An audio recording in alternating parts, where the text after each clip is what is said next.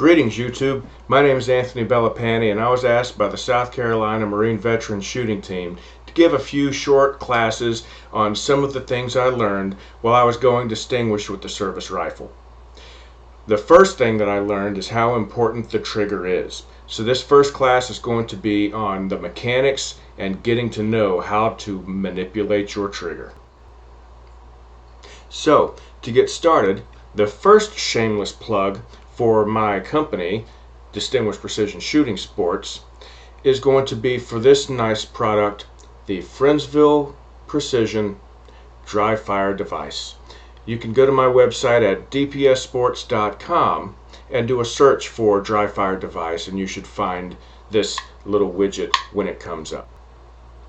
The brilliance of this device is that after mounting in your rifle, you will be able to recock your hammer without actually moving your position. Let me demonstrate. Taking your lower receiver, you would hold down the mag release, insert the device from the top, and then you'll notice that it indexes on the same notch that is cut in a magazine, so it's not going anywhere. This gives a good fulcrum so that you can actually dry fire and then cock the hammer by utilizing the button on the device here. This allows you to go through your dry fire session even during rapid fire without moving your hand from the grip or even your position at all. For instructional purposes, I'm going to leave the upper receiver off so you can better see what's happening with the hammer and the trigger mechanism itself. Now, this is a single stage trigger that I've got in my pistol build, obviously. I have a limit to how many lowers I've actually got to show you. But a single stage trigger is predicated upon the idea that the mechanism itself, the sear and the hammer, are working along one plane of travel. It is uninterrupted, and that's essentially the same technique that you would like to use most often with the single stage trigger, especially in the offhand, and I'll get more into that as we go along. There's no interruption. It should be nice and smooth all the way through its travel until the hammer falls. And you should be able to feel, sometimes depending on how crisp it is, it will feel like a glass rod going all at once. Or if this one, as I'm showing you, has a little bit more sear travel, it'll feel like what they call creep. And you can see that there's still some motion in the trigger as it's moving because the two surfaces between the sear and the hammer are moving out of each other's way. And when that happens, then the levers move and the hammer moves forward. That might be a bad example or a bad analogy, but that's the best I can do. Single stage trigger. Now, those are most often going to be installed in, say, the military specification or the mil-spec rifles. The ones that you're going to see as more of an entry-level shooter, that's what you're going to encounter. If you get an off-the-rack service rifle from the armory, if you're actually military, then you're likely going to have a single-stage trigger in your rifle. Moving on to a two-stage trigger, this is my competition lower. This is a Geisley National Match two-stage trigger, which is going to be similar to all the other two-stage triggers out there. I don't know if there's any one that's any better than any other. The Rock River is good. The Compass Lake is good, as well as the White Oak Armament. Anything that you get that is going to be a two-stage trigger is generally going to be relatively good for what money that you're actually spending.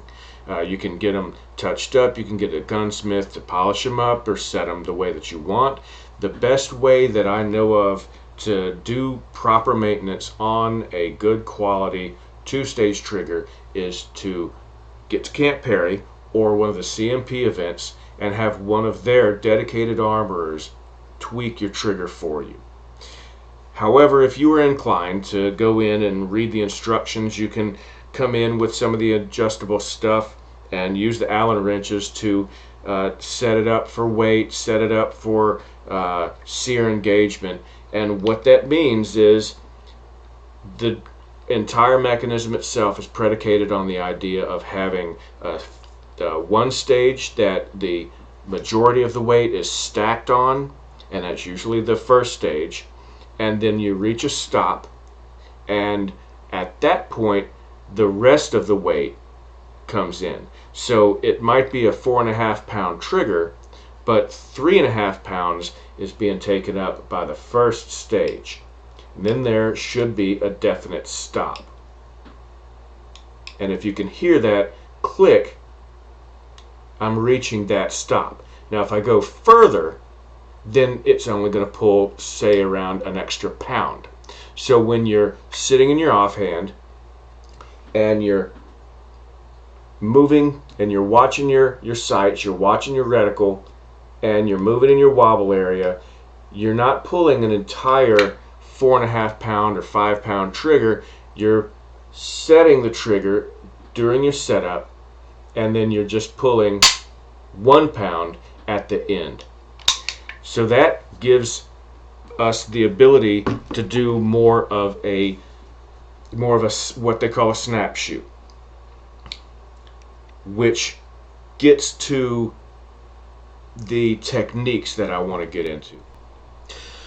The first trigger technique that I was going to go over is going to be the uninterrupted trigger control.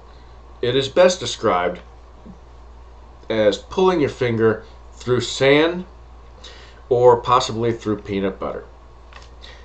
The idea is that you're just constantly putting pressure on the trigger, constant and consistent pressure on the trigger, until the shot breaks.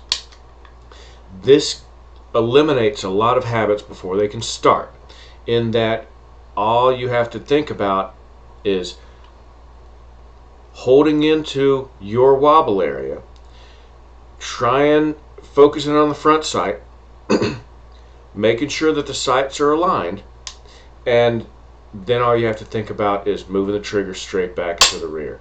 You're never going to shoot better than what your wobble area is. Actually, this isn't true at all. This is a mental trick I play on myself, which keeps me from feeling pressured to force shots. It's easy to shoot better than your wobble area. You simply only break the best shots. Your wobble area is how much that you actually see on the target when you're looking through the sights. On another note, how much you see through the sights is not a direct representation of how much movement the group that you shoot actually is. It is a simple optical illusion. So you must trust in your sight system in order to make this technique effective.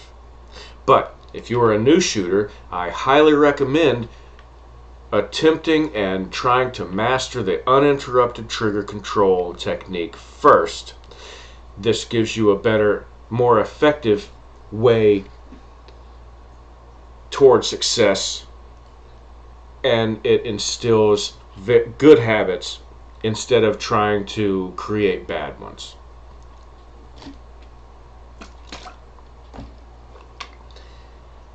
Now, if you do have one of those triggers that is a single stage trigger, and you know it's long and it feels like you're pulling through grit, sometimes you can find places in that single stage trigger that you can have a mechanical stop. This is not necessarily an interrupted trigger control, but yet you're just manipulating the mechanics of the rifle that you have. You don't have the ability to get a trigger job done on it to smooth all that out. So be it. You can still use what is known as the interrupted trigger control. The interrupted trigger control takes a lot more discipline. And what that is best described as would be to bring up your rifle, start your aiming process, get into your aiming area, wait for the sights to be aligned perfectly and aligned perfectly on your target. A perfect X. When you see that perfect X, you start pulling. If it drifts out of that perfect X, you stop and you hold. Then you get back into your X ring and you've got your perfect shot, and you start pulling again. If it drifts out for any other reason, you stop and hold it some more until you get perfectly back into your area, and then you snap the rest of the way through. This is the uninterrupted trigger control, and I have not met too many new shooters that have mastered this technique in the offhand pretty much ever. I don't recommend it at all. If it works for you, that's something that you can go ahead and practice with on your own. But when you have to shoot in the wind, you're going to be moving. There's no way to actually get to that point without severe amount of discipline. That being said, the offhand is a completely different beast than every other position that you're going to shoot. Sitting and the prone, kneeling as well, or the open leg, even if you have to do an open leg sitting position, then you're still going to be supported by that sling. And that means that you'll be able to hold a little bit more pressure, and an interrupted trigger control might actually work at that point. Especially when you're in the prone at the 600-yard line, you have plenty of time. Once you get to that point that you have all of that time, all of that support, you might be able to work the interrupted trigger control into your bag of tricks. But I was never able to do that myself, personally. However, a better solution is to upgrade yourself to a 2-stage trigger.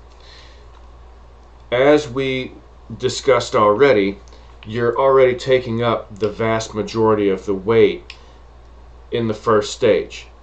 Therefore, when you do go ahead and pull through that last bit, it's going to be a much shorter amount of space that you have to bring through, and it's going to be much significantly lighter, which means that you can get to the point where you are simulating an interrupted trigger control while maintaining the technique of using an uninterrupted trigger.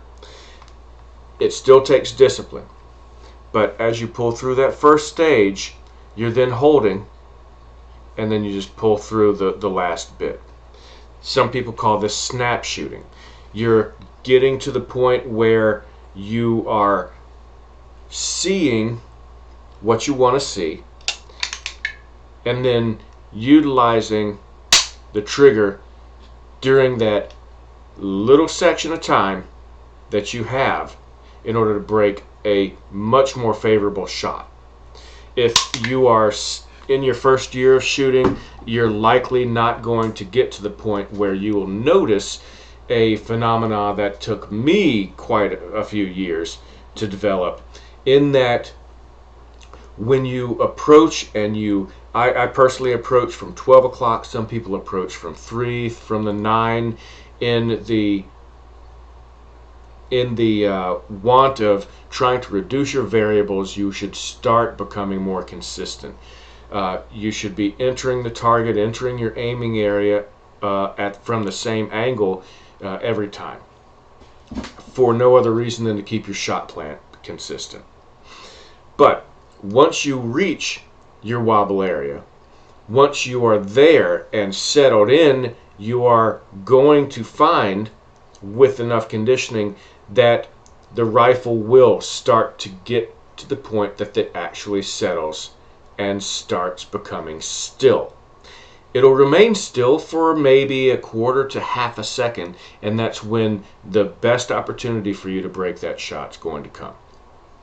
As I said, it took me a few years before I actually noticed that. And if you can't, if you haven't actually noticed that in your dry fire, You can look for it when you get out on the range, but it's very likely that in a match, your nerves are just going to be to the point that you will never settle. And that's where the uninterrupted trigger control comes in handy, because all you have to do is think about pulling through the entire action instead of trying to make the shot perfect. The best way to improve your score is to avoid forcing shots. And that is going to end my class at this point. So feel free to leave comments. Make sure that you're keeping it nice and clean, because this is going to be a family show. Thank you.